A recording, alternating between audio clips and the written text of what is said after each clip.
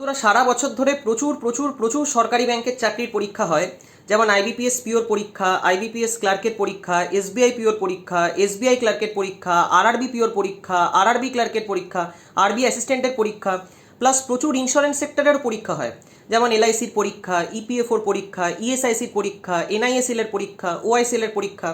এবং আজকের এই একটা সিঙ্গেল ভিডিওতে আরআরবিপিও প্রিলিমস পরীক্ষার সম্বন্ধে একদম ডিটেল ওয়েতে আলোচনা করব যে আরআরবিপিও প্রিলিমসের পরীক্ষায় আমাদের সিলেবাস কী থাকে, আমাদের কোন কোন সাবজেক্ট পড়তে হয়, কত কত নম্বর থাকে, কিভাবে পেপারটাকে অ্যাটেম্প্ট করতে হয় যাতে প্রচুর নম্বর আমরা তুলতে পারি, কীরকম রেঞ্জে তোমাদের কাট অফ যাবে, এবং যখন তোমরা আরআরবিপিও প্রিলিমসের পরীক্ষার মক টেস্ট দেবে তখন তোমাদের কত পার্সেন্টাইলের টার্গেট রাখা উচিত, সেই সম্বন্ধেই আজকের এই একটা সিঙ্গেল ভিডিওতে একদম ডিটেলড ওয়েতে আলোচনা করে দেবো। দেখো বন্ধুরা, আরআরবিপিও প্রিলিমসের পরীক্ষায় আমাদের মেনলি দুখানা সাবজেক্টই পড়তে হয়, এবং এই দুটো সাবজেক্টের বাইরে অন্য কোনো সাবজেক্ট তোমাদের জানতে হবে না, অন্য কোনো সাবজেক্ট তোমাদের পড়তে হবে না। এবং তার মধ্যে সবার প্রথম সাবজেক্ট হলো ম্যাথামেটিক্স, যেটাকে আমরা অঙ্ক বলি, এবং দ্বিতীয় নম্বর সাবজেক্ট হলো রিজনিং। তো এই দুটো সাবজেক্টই আমাদের একমাত্র আরআরবিপিও প্রিলিমসের পরীক্ষায় আসে। এবার যদি অঙ্কের কথা বলি, তো আরআরবিপিও প্রিলিমসের পরীক্ষায় অঙ্কের তোমরা 40টা কোশ্চেন দেখতে পারবে, যেখানে প্রত্যেকটা কোশ্চেন 1 মার্ক করে ক্যারি করবে, অর্থাৎ 1 নম্বর করে ক্যারি করবে।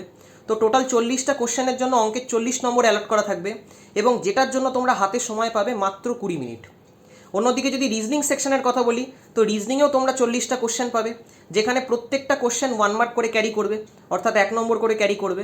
তো ওভারঅল 40 মার্কসের তোমাদের রিজনিং পেপারও হবে, কিন্তু সেটার জন্য তোমরা সময় পাবে 25 মিনিটের। তো ওভারঅল এখানে তোমাদের অঙ্কের 40টা কোশ্চেন এবং রিজনিংয়ের 40টা কোশ্চেন, অর্থাৎ 80খানা কোশ্চেন অ্যাটেম্প্ট করতে হবে, যেটার জন্য হাতে তোমরা সেকশনাল টাইম পাবে অঙ্কের 20 মিনিট প্লাস রিজনিংয়ের 25 মিনিট, অর্থাৎ 45 মিনিটের। এবার অঙ্কের 40টা কোশ্চেনের মধ্যে যা সিলেবাস আমাদের থাকে, অথবা যে সমস্ত কোশ্চেনগুলো আমাদের আসে, সেই পুরো টোটাল সিলেবাসটাকে আমি 3টে পার্টে ব্রেক করে নিয়েছি। সবার প্রথম পার্ট হলো মিসলেনিয়াস সেকশন, 2 নম্বর পার্ট হলো এরিথমেটিক সেকশন, এবং 3 নম্বর পার্ট হলো ডিআই সেকশন, যেটাকে আমরা ডেটা ইন্টারপ্রিটেশন সেকশন বলি। তো যদি মিসলেনিয়াস পোর্শনের কথা বলি, এখানে তোমরা সিম্পলিফিকেশনের কোশ্চেন দেখতে পারবে, কোয়াড্রেটিক ইকুয়েশনের কোশ্চেন দেখতে পারবে, নাম্বার সিরিজের কোশ্চেনও তোমরা দেখতে পারবে। এবং নাম্বার সিরিজের মধ্যে 2 টাইপের নাম্বার সিরিজ এখানে তোমরা দেখতে পারবে। সবার প্রথম টাইপ হলো মিসিং নাম্বার সিরিজ, এবং 2 নম্বর ক্যাটাগরিতে আসে রং নাম্বার সিরিজ। তো মেনলি এই 3টে জিনিসই তোমাদের আসবে মিসলেনিয়াস সেকশনের মধ্যে। এবং সিম্পলিফিকেশনের জন্য আলাদা টেকনিক অফ সলভিং তোমাদেরকে এখানে ডেভেলপ করতে হবে, কারণ সিম্পলিফিকেশনের কোশ্চেন যখনই তোমাদের স্ক্রিনের সামনে আসবে, তখন সেই কোশ্চেনটাকে কিভাবে ফাস্ট সলভ করতে হয়, কিভাবে টেকনিক অফ সলভিং ইউজ করতে হয়, সেই জিনিসগুলোও তোমাদেরকে শিখতে হবে, জানতে হবে, যাতে করে তোমরা কোশ্চেনটাকে অনেক তাড়াতাড়ি বানাতে পারো। ঠিক সেরকম যদি কোয়াড্রেটিক ইকুয়েশনের কথা বলি, তো কোয়াড্রেটিক ইকুয়েশন এখানে আমরা ডাইরেক্ট সলভ করি না, সেখানে আমরা সাইন রুল লাগাই। এবং সেই জিনিসগুলোর ব্যাপারেও তোমাকে আইডিয়া রাখতে হবে, তোমাকে জানতে হবে যে যেরকমভাবে ক্লাস 9-10-এ তুমি কোয়াড্রেটিক ইকুয়েশন সলভ করতে, ওরকম নিয়মেই তুমি যদি এখন সলভ করা শুরু করো, তাহলে অনেকটা সময় তোমার হাত দিয়ে বেরিয়ে যাবে। তো সেইখানেও আমরা সাইন রুল লাগাই, যাতে করে আমাদের টাইম সেখানে কম লাগে এবং খুব তাড়াতাড়ি আমাদের কোশ্চেনটা সলভ হয়ে যায়। একই টেকনিক এবং একই অ্যাপ্রোচ নাম্বার সিরিজের জন্যও লাগবে, সেটারও আলাদা টেকনিক অফ সলভিং আছে, যে কীভাবে নাম্বার সিরিজকে অ্যাপ্রোচ করতে হয়। ঠিক সেরকমই যাহা তক মিসলেনিয়াস পোর্শন হয়ে গেল, নেক্সট সেকশন যেটা তোমাদের আসবে সেটাকে আমরা বলি এরিথমেটিক সেকশন। এবং এরিথমেটিকের যে কটা চ্যাপ্টার আছে, সেই কটা চ্যাপ্টারকে খুব ভালোভাবে তোমাদের জানতে হবে, খুব ভালোভাবে তোমাদের পড়তে হবে, যাতে একটা নম্বরও এখানে ছেড়ে না যায়। কারণ বুঝতেই পারছো, তোমাদের আরআরবিপিও প্রিলিমসের পরীক্ষা ম্যাথস এবং রিজনিং সেকশন মিলিয়ে হবে, এবং ম্যাথস এবং রিজনিং সেকশন হচ্ছে এমনই দুখানা সেকশন যেখানে হিউজ মার্কস স্কোর করা যায়, কারণ দুটো সাবজেক্টই পিওর ও লজিকের ওপর চলে, এখানে কোনো মুখস্থ করার কোনো জায়গা নেই।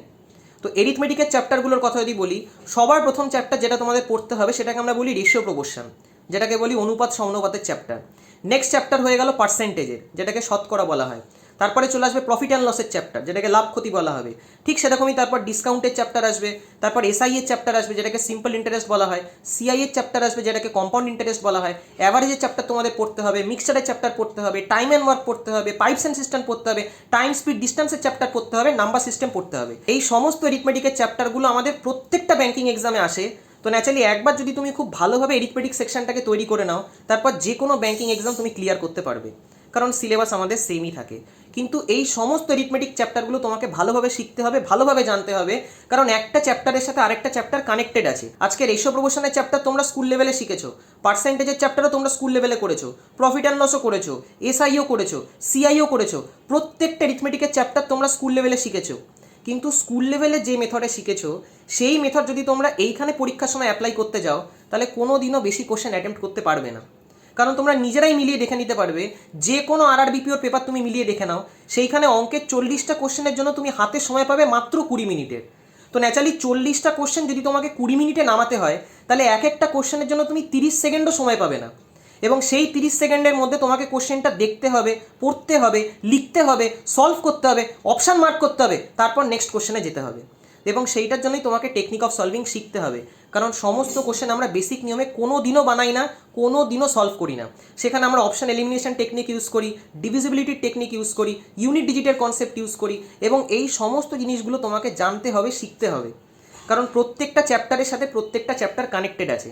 আজকে যে স্টুডেন্ট অথবা অ্যাসপিরেন্ট টেকনিক অফ সলভিংয়ের ওপর ফোকাস করবে না, সে কোনোদিনও কোনো ব্যাঙ্কিং এক্সাম ক্লিয়ার করতে পারবে না।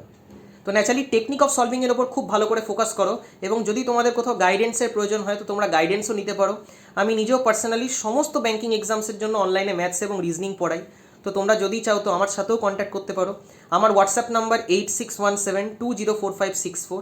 তো যদি তোমরা গাইডেন্স চাও তাহলে কল করো না, হোয়াটসঅ্যাপ করো, কারণ কল অনেক সময় ধরতে পারি না। আমি নিজে আইবিপিএসপি এবং আইবিপিএস ক্লার্ক দুটো পরীক্ষাই ফার্স্ট অ্যাটেম্পটেই ক্লিয়ার করেছি।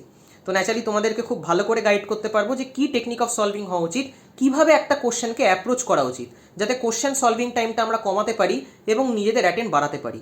কারণ যে কোনো ব্যাঙ্কিং এক্সামে টাইম একটা ভীষণ ভীষণ ভীষণ ইম্পর্টেন্ট রোল প্লে করবে। আজকে যে স্টুডেন্ট টেকনিক অফ সলভিং জানবে না, সে কিছুতেই বেশি কোশ্চেন অ্যাটেম্প্ট করতে পারবে না, সে যতবারই পরীক্ষা দিয়ে নিক না কেন। তো ন্যাচারালি টেকনিক অফ সলভিং তুমি যত ভালো করে শিখবে, তত বেশি কোশ্চেন তোমার অ্যাটেম্প্ট হবে, তত ইজিলি তুমি কাট অফ গিয়ে ক্লিয়ার করতে পারবে। এবং যে কোনো কম্পিটিটিভ এক্সামে 0.25 মার্কস, 0.5 মার্কস, 1 মার্কসের ফাইট চলে, অর্থাৎ এক নম্বরের ফাইট চলবে, 0.25 মার্কসের ফাইট চলবে। তো ন্যাচারালি তোমাকে প্রিপারেশন সেই লেভেলেই করতে হবে যাতে তুমি অন্য ক্যান্ডিডেটকে বিট করে সেখানে নিজের জায়গা বানাতে পারো। এবং এটাই ফ্যাক্ট, সে তুমি মানো চাই না মানো। একবার যখন এরিথমেটিক সেকশন পুরো কমপ্লিট হয়ে যাবে, নেক্সট সেকশন আমাদের আসে যেটাকে আমরা বলি ডিআই সেকশন অথবা ডেটা ইন্টারপ্রিটেশন সেকশন। এবং বিভিন্ন রকমের ডিআই তোমরা এখানে দেখতে পারবে, যেমন bar DI, line DI, caselet DI, pie chart, tabular DI. এই সমস্ত ডিআইগুলো তোমাদের জানতে হবে, শিখতে হবে, এবং এগুলোরও আলাদা টেকনিক অফ সলভিং আছে। এবং যত ডিআই তোমরা আরআরবিপিও প্রিলিমসের পরীক্ষায় পাবে, সমস্ত ডিআই এই দুটো চ্যাপ্টারের ওপরই আসবে। সবার প্রথম চ্যাপ্টার হলো রেশিও প্রপোর্শন এবং 2 নম্বর চ্যাপ্টার হলো পার্সেন্টেজ। এই দুটো চ্যাপ্টারের বাইরে অন্য কোনো চ্যাপ্টার থেকে তোমাদের আরআরবিপিও প্রিলিমসের পরীক্ষায় ডিআই দেওয়া হবে না। তো ন্যাচারালি বুঝতেই পারছো এরিথমেটিকের ইম্পর্টেন্স কতটা বেশি আমাদের যে কোনো সরকারি ব্যাংকের চাকরির পরীক্ষায়। মেন্সে অন্যান্য চ্যাপ্টারের ওপরও তোমরা ডিআই পাবে, কিন্তু প্রিলিমসে এই দুটো চ্যাপ্টারের বাইরে অন্য কোনো চ্যাপ্টার থেকে তোমাদের ডিআই জিজ্ঞেস করা হবে না। তো ন্যাচারালি খুব ভালো করে তোমাকে ডিআইগুলো শিখতে হবে, ডিআই এর কোশ্চেনগুলো বানাতে হবে, যাতে প্রত্যেকটা ডিআই তুমি সলভ করতে পারো। অনেক স্টুডেন্টস এবং অ্যাসপিরেন্টসদের যাদের কনসেপ্ট ক্লিয়ার থাকে না, তারা কেসলেট ডিআই সলভ করতে ভয় পায়। এবং কেসলেট ডিআই হলো সেই সমস্ত ডিআই যেখানে কোনো ছবি আঁকা থাকবে না, পুরো এন্টায়ার ডিআইটা একটা প্যারাগ্রাফ ফরম্যাটে দেওয়া থাকবে, এবং যে প্যারাগ্রাফটা তোমার সামনে দেওয়া থাকবে সেখানে প্রত্যেকটা লাইন থেকে তোমায় কিছু না কিছু ইনফরমেশনকে এক্সট্রাক্ট করতে হবে, এবং সেই ইনফরমেশনগুলোকে এক্সট্রাক্ট করে তারপর তোমাকে নিজের টেবিল বানাতে হবে এবং তারপর সলভ করতে হবে। এবার যে সমস্ত স্টুডেন্টস এবং অ্যাসপিরেন্টসদের কনসেপ্ট ক্লিয়ার থাকে না, তারা কেসলেট ডিআই বানাতে পারে না। আরে কেসলেট ডিআই তোমাকে বানানো জানতে হবে, কারণ কেসলেট ডিআইয়ের এগেনস্টে তুমি 5টা কোশ্চেন পাবে। তুমি 5খানা কোশ্চেন কি ছেড়ে চলে আসবে অন্যদের জন্য? ডেফিনেটলি না, তুমি সেই কোশ্চেনগুলোকে অ্যাটেম্প্ট করবে। তো কেসলেট ডিআই ভালো করে শেখো। কেসলেট ডিআই সলভ করার জন্য যে দুখানা এরিথমেটিকের চ্যাপ্টার দরকার পড়ে, সেটা হলো রেশিও প্রপোর্শন এবং পার্সেন্টেজ। তো ন্যাচারালি রেশিও প্রপোর্শন এবং পার্সেন্টেজ খুব ভালো করে শেখো, যাতে কেসলেট ডিআই খুব ইজিলি নামাতে পারো। একবার যখন পুরো ডিআই এর পোর্শন তোমাদের শেষ হয়ে যাবে, পুরো খতম হয়ে যাবে, তার মানে অঙ্কের পুরো প্রিলিমসের সিলেবাস তোমাদের কমপ্লিট হয়ে গেল। এইবার তোমরা অঙ্কের সেকশনাল মক লাগাবে, এবং যখনই তোমরা আরআরবিপিওর সেকশনাল মক লাগাচ্ছ অঙ্কের, সেইখানে অঙ্কের 40টা কোশ্চেনের মধ্যে অন্তত মিনিমাম তোমাদের টার্গেট থাকা উচিত 25 থেকে 30+ কোশ্চেন অ্যাটেম্প্ট করা। পুরো টোটাল 40টা কোশ্চেন নামাতে পারবে না, কারণ এটা অফিসার লেভেলের পরীক্ষা।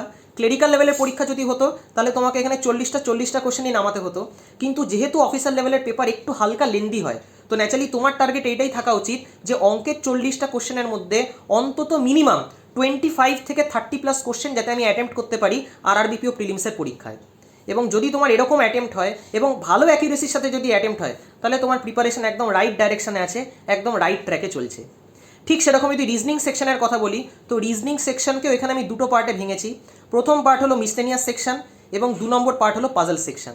তো বন্ধুরা, মিসলেনিয়াস পোর্শন রিজনিংয়ের যদি বলি, এখানে বিভিন্ন চ্যাপ্টার আমাদের থাকে, তার মধ্যে কিছু কিছু চ্যাপ্টার আমরা মুখে মুখেই সলভ করতে পারি, এবং তোমাদেরও উচিত সেই সমস্ত চ্যাপ্টারগুলো মুখে মুখেই সলভ করা। তোমরা যদি লিখে লিখে সেই সমস্ত চ্যাপ্টারগুলোকে সলভ করতে যাও, তাহলে অনেকটা টাইম তোমাদের হাতে এখানে বেরিয়ে যাবে। এবং তোমরা সবাই জানো আমাদের এত বেশি টাইম তো হাতে থাকে না। তো ন্যাচারালি কোন কোন চ্যাপ্টারগুলো মুখে মুখে সলভ করতে হয় সেই সম্বন্ধে তোমাদের আইডিয়া রাখা উচিত।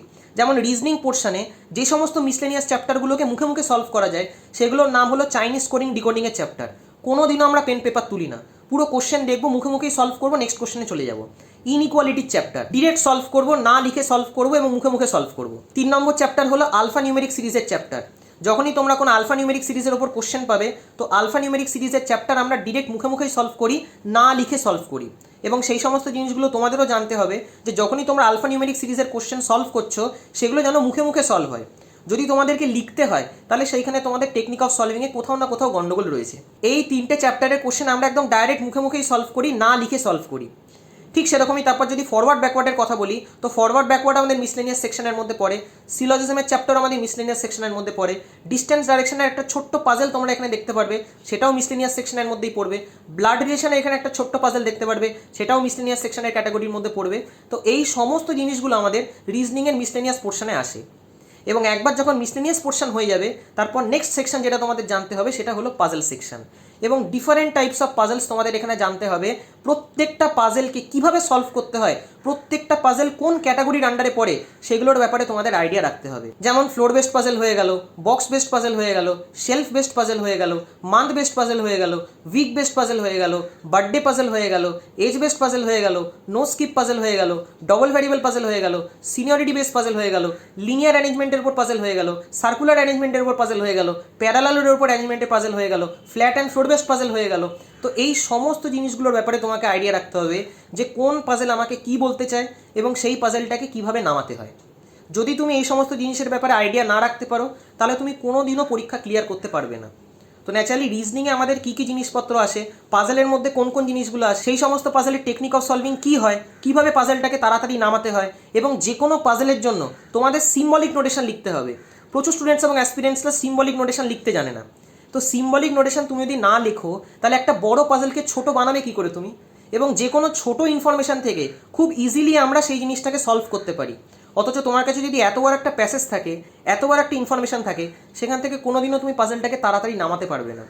তো ন্যাচারালি পাজেলটাকে যদি তোমাকে তাড়াতাড়ি সলভ করতে হয়, তাড়াতাড়ি নামাতে হয়, তাহলে সিম্বলিক নোটেশনের উপর আইডিয়া তোমাকে রাখতে হবে এবং সিম্বলিক নোটেশন লেখা তোমায় জানতে হবে। তো ন্যাচারালি খুব ভালো করে এই জিনিসগুলোর ওপর ফোকাস করো। এবং রিজনিংয়ে যেহেতু তোমরা এখানে 5 মিনিট এক্সট্রা পাবে, কারণ অঙ্কে তোমরা 20 মিনিট পাবে, রিজনিংয়ে তোমরা 25 মিনিট টাইম পাবে। তো ন্যাচারালি রিজনিংয়ে তোমাদের টার্গেট থাকা উচিত মিনিমাম 30+ কোশ্চেন সলভ করা, অর্থাৎ টোটাল 40টা কোশ্চেনের মধ্যে 30+ কোশ্চেন তোমাদের যাতে অ্যাটেম্প্ট হয় রিজনিং সেকশনে। যদি 30-এর কম তোমাদের অ্যাটেম্প্ট হয় এবং তোমরা যদি আনরিজার্ভ ক্যাটাগরি থেকে বিলং করো তাহলে তোমাদের সেইখানে টেকনিক অফ সলভিংয়ে কোথাও না কোথাও গন্ডগোল রয়েছে। তো ন্যাচারালি ম্যাথসের মিনিমাম 25+ এবং রিজনিংয়ের মিনিমাম 30+ কোশ্চেন যদি তোমরা আরআরবি পিওর পেপারে অ্যাটেম্প্ট করতে পারো তাহলে তোমরা মোটামুটি ঠিকঠাক রাইট ট্র্যাকে আছো, তোমাদের প্রিপারেশন ঠিকঠাক জায়গায় আছে। এবং মক টেস্টেও তোমরা যদি ভালো অ্যাকিউরেসি রাখতে পারো তো তোমরা নিজেরাই মিলিয়ে দেখে নিতে পারবে যে মোর দ্যান 90% বারবার তোমাদের প্রিলিমসের পরীক্ষায় আসতে চলেছে, বিশেষ করে আরআরবি পিওর পরীক্ষায়। তো একদম ফুল কনফিডেন্সের সাথে, ফুল মোটিভেশনের সাথে আরআরবি পিও পরীক্ষার জন্য প্রিপারেশন নাও এবং চেষ্টা করো তার কাছ থেকেই গাইডেন্স নেওয়ার, যে অলরেডি ফিল্ডে সিলেক্টেড, যাতে তার টেকনিক অফ সলভিং, তার মেথড অফ সলভিং, তার ডাউট ক্লিয়ারিং প্রসেস খুব ভালো করে শিখতে পারো এবং সেই জিনিসগুলোকে পরীক্ষায় অ্যাপ্লাই করতে পারো। বাকি আশা করি তোমাদের এই ভিডিওটা দিয়ে কিছুটা হেল্প করতে পারলাম। ভিডিওটা যদি তোমাদের ভালো লেগে থাকে তাহলে অবশ্যই লাইক এবং বন্ধুদের সাথে শেয়ার করো। Thank you.